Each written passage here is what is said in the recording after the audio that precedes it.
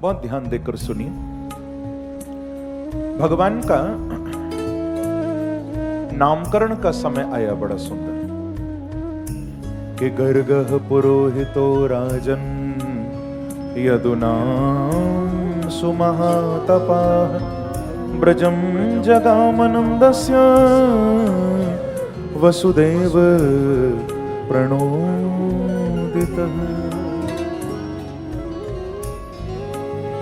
श्री गर्गाचार्य महाराज पधारे। ये गर्ग जी यदुनाम सुमहातपा, यदुवंशियों के कुल गुरु हैं गर्गाचार्य। ये आए हैं और इन्होंने बहुत सुंदर नामकरण का प्रस्ताव रखा। दर्शन करिए थोड़ा, भगवान का नामकरण कितना अद्भुत रूप में हो रहा है। नंद बाबा ने नामकरण का प्रस्ताव रखा तो गर्गाचार्य तैयार हुए। नंद बाबा बोले कि गुरुजी, हमारे घर में 2 लाला हैं, अभी तक दोनों लालन के नामकरण नहीं भइल, तो आप ऐसा करें, दोनों लालन के नाम धरें। एक लाला है यशोदा को और दूसरा लाला है रोहिणी को। कल भी आपने कथा सुनी थी, रोहिणी मैया के गर्भ से किसने अवतार लिया था? हाँ, रोहिणी भी वसुदेव की ही दूसरी पत्नी है। पर कल भी आप सुन रहे थे कि वसुदेव और नंद बाबा आपस में पक्के मित्र हैं, और कंस के भय के कारण कि कहीं रोहिणी से उस जन्म लेने वाले पुत्र को कहीं कंस कष्ट न दे, तो इसलिए वसुदेव जी ने रोहिणी जी को छुपाकर चुपचाप गोकुल भेज दिया। ये यशोदा जी के साथ नंद भवन में ही रहती है। ये पत्नी है वसुदेव की, लाला है इनके दाऊ जी बलराम जी, पर ये रहती हैं गोकुल में यशोदा जी के साथ। कंस को पता नहीं, किसी को भी पता नहीं, चुपचाप रहती हैं। तो नंद बाबा गर्गाचार्य जी को बोले कि महाराज, ये 2 लाला हैं हमारे घर में, आप दोनों का नाम धर दीजिए। बोले ठीक है नंद जी, आज ही बड़ा शुभ दिन है, हम नामकरण संस्कार करेंगे।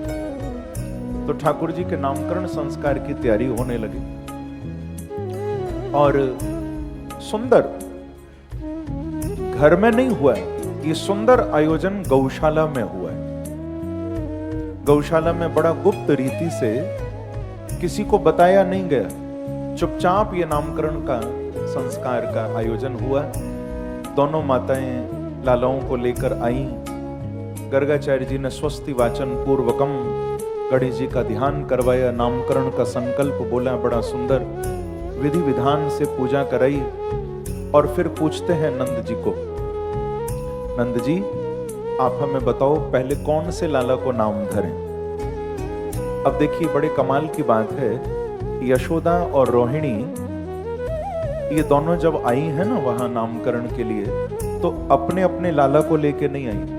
रोहिणी जी ने कन्हैया को ले लिया और यशोदा जी ने दाऊ जी को ले लिया, एक दूसरे के लाला को लेकर। क्यों? रोहिणी मैया यशोदा जी को बोली कि बहन, हमने सुनी है ये जो गर्गाचार्य हैं ये त्रिकालज्ञ हैं, अंतर्यामी हैं, सब कुछ जानते हैं। तो यशोदा बोली कि चलो बहन, फिर इनकी भी परीक्षा करें थोड़ी।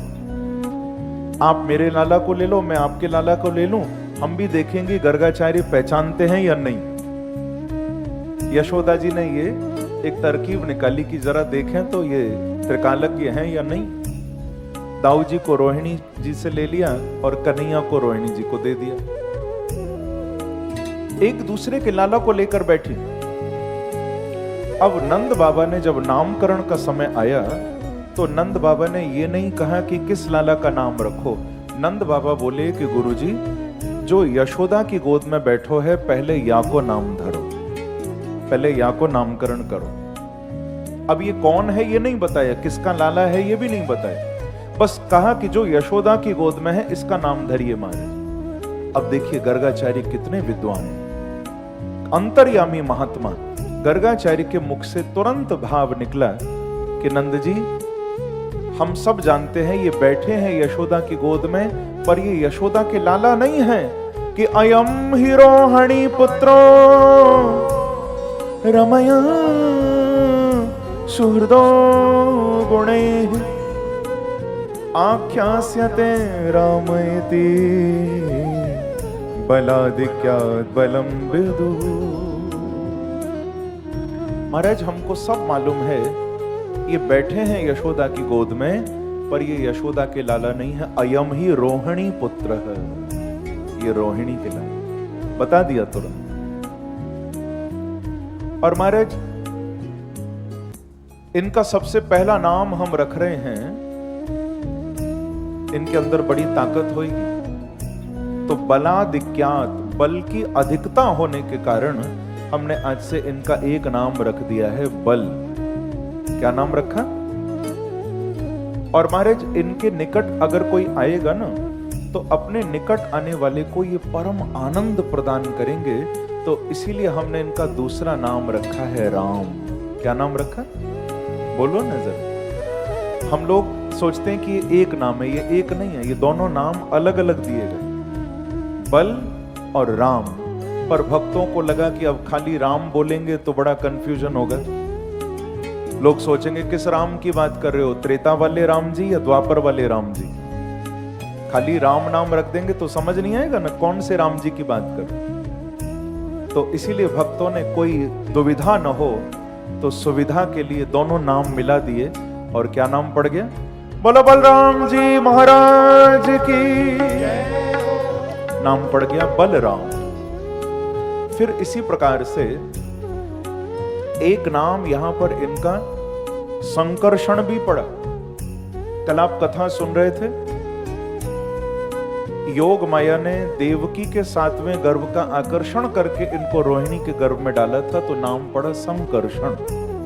और एक नाम रोहिणी भी यहां पर इनको मिला, क्योंकि रोहिणी के पुत्र कहलाए। इसी प्रकार से अब ठाकुर जी की ओर देखने लगे। नंद बाबा बोले, गुरुजी या लाला को भी कोई अच्छो सा नाम धर दो आप विचार करके। तो जब बालकृष्ण की ओर देखा, नंद बाबा बोले कि गुरुजी छोटो सा कोई अच्छो सा प्यारो सा नाम दियो।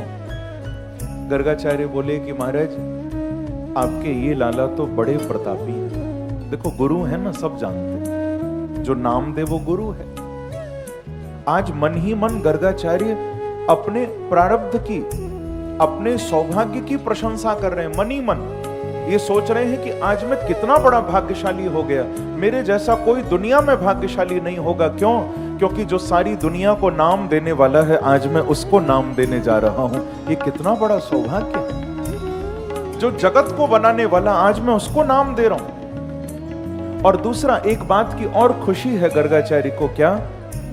इस बात की भी प्रसन्नता है कि ये बांके बिहारी तो कुछ भक्तों का उद्धार करेंगे, श्री कृष्ण तो कुछ भक्तों का अपनी लीला में कल्याण करेंगे, उद्धार करेंगे।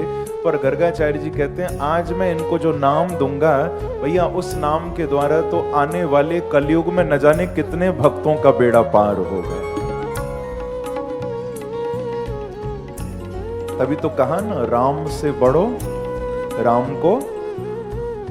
राम ने कुछ भक्तों का उद्धार किया, पर नाम ने कितनों का बेड़ा पार किया। नाम में तो परम शक्ति।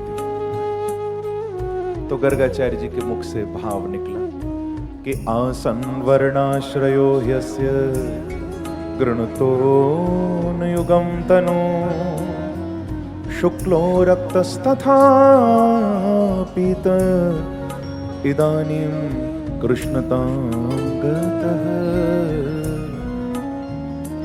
कहते हैं कि महाराज ये कभी रक्त वर्ण में आते हैं, ये कभी शुक्ल वर्ण में आते हैं, कभी पीत वर्ण में भी आते हैं, लेकिन अब की बार ये कृष्ण वर्ण में सांवरे सलोने बनकर आए हैं। हालांकि न तो इनके अवतारों को कोई गिन सकता है, न इनके नामों को कोई गिन सकता है। गृणत न युगम तनु। सुखदेव जी कहते हैं अनेक अनेक युगों में, अनेक अनेक रूपों में, अनेक अनेक नाम लेकर ये अवतार लेते हैं, पर अब की बार कृष्ण वर्ण में आए हैं। तो बोले आज से हमने इनको नाम धर दियो है कृष्ण। बोलो कृष्ण चंद्र भगवान की नाम पड़ा कृष्ण। कितना प्यारा नाम है। बोलो जरा एक बार, कृष्ण। हाँ? बोलो। देखो, जैसे ये टेढ़े हैं ना, नाम भी टेढ़ा है। घर जाकर थोड़ा मिरर के सामने खड़े होके बोलना है। आप देखोगे कृष्ण कहते समय मुंह भी थोड़ा टेढ़ा जरूर होगा। इसीलिए कई लोग तो ठीक से प्रोनाउंस नहीं कर पाते। प्रोनाउंसिएशन जो वास्तविक है वो है कृष्ण। क्या? कृष्ण। बड़ा कठिन है महाराज। किसी के आगे के 2 दांत ना हो उससे बुलवाना कभी। मुंह से हवा निकल जाएगी, बोल नहीं पाएगा ठीक से।